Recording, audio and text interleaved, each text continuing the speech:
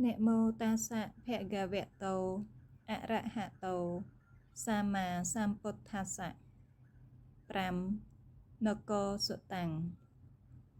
ទ្រង់គង់នៅទីបក្រុងសាវត្ថីក្នុងទីនោះព្រះមានព្រះភិក្ខមនាភិក្ខុទាំងឡាយក្នុងកាលមុនអំពីការត្រាស់ដឹងការតថាគតនៅជាពោធិសត្វមិនទាន់បានត្រាស់ដឹងនៅឡើយមានសេចក្តីត្រិះរិះយ៉ាងនេះថាឱណសត្វលោកនេះដល់នៅសេចក្តីលំបាកណាស់តែងកើតចាស់ស្លាប់ទយត់និងចាប់បដិសន្ធិថែមទាំងមិនដឹងច្បាស់នៅការរលាស់ចោលសេចក្តីទុក្ខគឺជរាមរណៈនេះទៀតផងកាលណាទៅណទើបការរលាស់ចោលនៅសេចក្តីទុក្ខគឺជរាមរណៈនេះនឹងប្រកបឡើងបានមនាភិក្ខុទាំងឡាយតថាគតនោះមានសេចក្តីត្រិះរិះយ៉ាងនេះថាការបើមានអ្វីណទើបមានជរាមរណៈជរាមរណៈមានព្រោះអ្វីជាបច្ច័យមនាភិក្ខុទាំងឡាយតថាគតនោះក៏បានត្រាស់ដឹងដោយបញ្ញាព្រោះយោនិសោមនសិការៈថាកាលបើមានជាតិទើបមានជរាមរណៈជរានិងមរណៈមានព្រោះជាតិជាបច្ច័យមនាភិក្ខុទាំងឡាយតថាគតនោះក៏មានសេចក្តីត្រិះរិះយ៉ាងនេះតទៅទៀតថាការបើមានអ្វីណទើបមានជាតិលៈទើបមានភពទើបមានឧបាទានទើបមានតណ្ហាទើបមានវេទនាទើបមានផស្សៈទើបមានសលាយតនៈទើបមាននាមរូបនាមរូបមានព្រោះអ្វីជាបច្ច័យមនាភិក្ខុទាំងឡាយតថាគតនោះក៏បានត្រាស់ដឹងដោយបញ្ញាព្រោះយោនិសោមនសិការៈថាកាលបើមានវិញ្ញាណ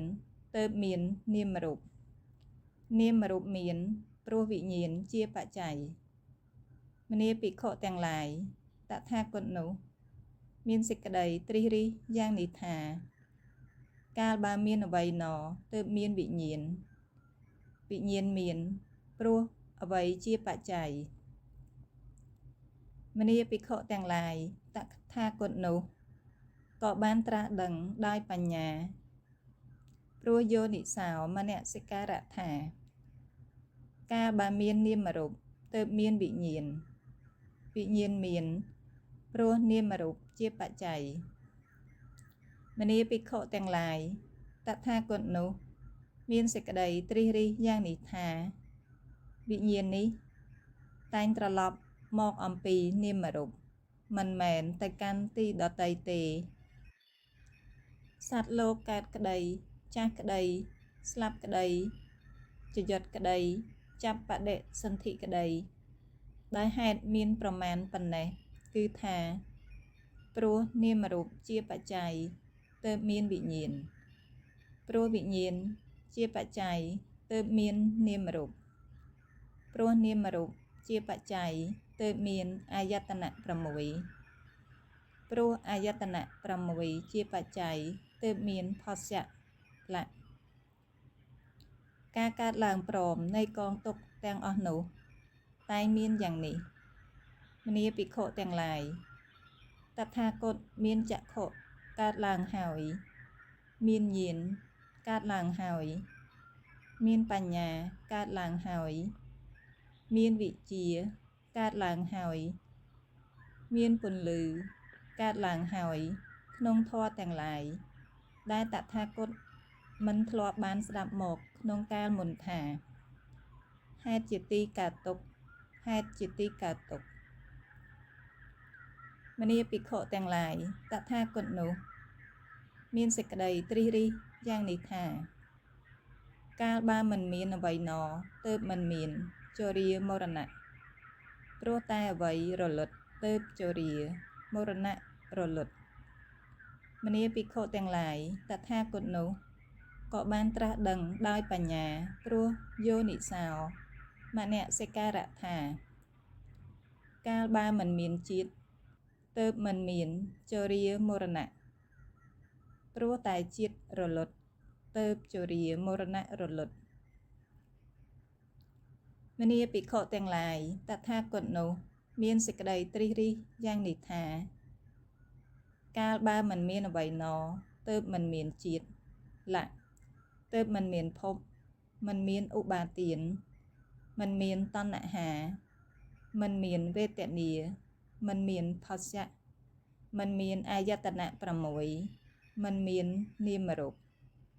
ព្រោះតែអ្វីរលត់ទើបនាមរូបរលត់មនាភិក្ខុទាំងឡាយតថាគតនោះបានត្រាស់ដឹងដោយបញ្ញាព្រោះយោនិសោមនសិការៈថាកាលបើមិនមានវិញ្ញាណទើបមិនមាននាមរូបព្រោះតែវិញ្ញាណរលត់ទើបនាមរូបរលត់មនាភិក្ខុទាំងឡាយតថាគតនោះមានសេចក្តីត្រិះរិះយ៉ាងនេះថាកាលបើមិនមានអ្វីណទើបមិនមានវិញ្ញាណព្រោះតែអ្វី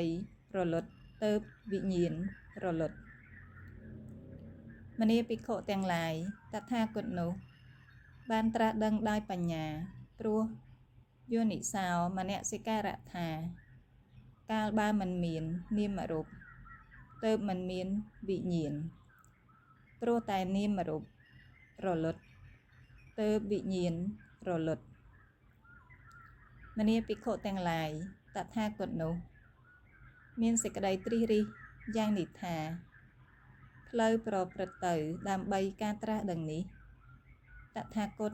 បានត្រាស់ដឹងហើយគឺថាព្រោះតែនាមរូបរលត់ទើបវិញ្ញាណរលត់ព្រោះតែវិញ្ញាណរលត់ទើបនាមរូប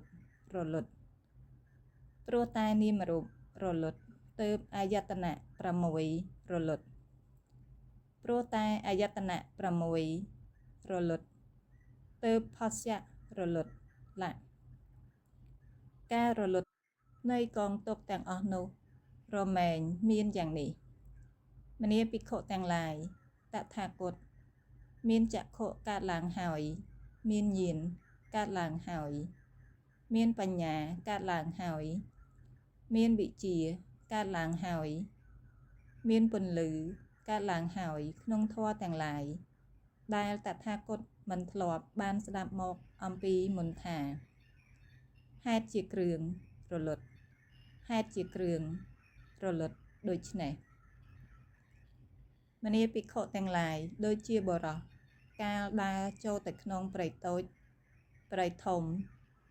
ឃើញផ្លូវចាស់ឃ្លាចាស់ដែលពួកមនុស្សជាន់មុនតែងដើរទៅបរោះនោះដើរទៅតាមផ្លូវនោះកាលដើរទៅតាមផ្លូវនោះក៏ប្រទះឃើញក្រុងបុរាណរាជធានីបុរាណដែលពួកមនុស្សជាន់មុនបាននៅអាស្រ័យហើយជាកន្លែងបរិបូរដោយសួនច្បារបរិបូរដោយព្រៃបរិបូរដោយស្រះមានកំពែងជាទីគួរឲ្យត្រេកអរមនាភិក្ខុទាំងឡាយកាលបើដូច្នោះ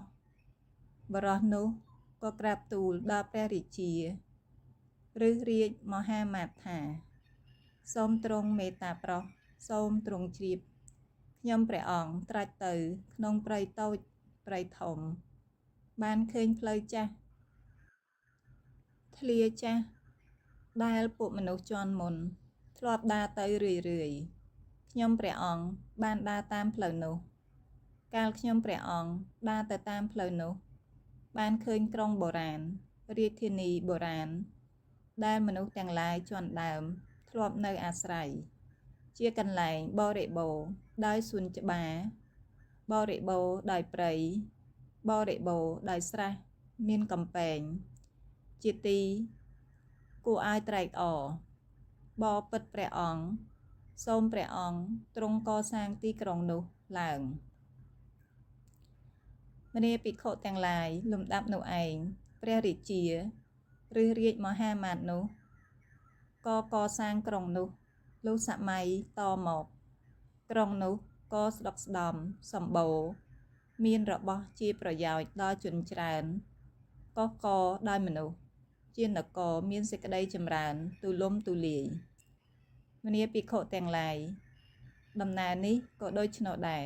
តថាគតបានឃើញផ្លូវចាស់ធ្លាចាស់ដែលព្រះសម្មាសម្ពុទ្ធទាំងឡាយជាន់ដើមតែងត្រាច់ទៅ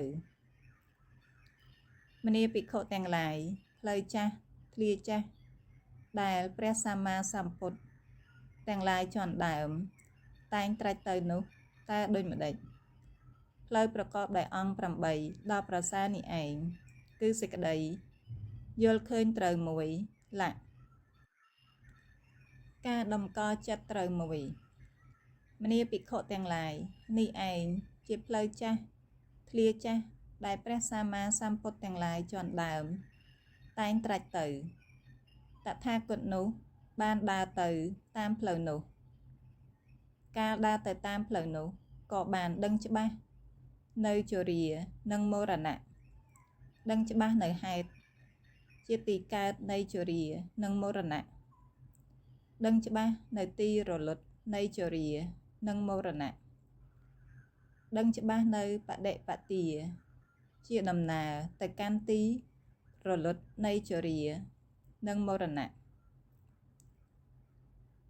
តថាគតបានដើរទៅតាមផ្លូវនោះការដើរទៅតាមផ្លូវនោះក៏បានស្គាល់ច្បាស់នៅជាតិលក្ខបានស្គាល់ច្បាស់នៅភព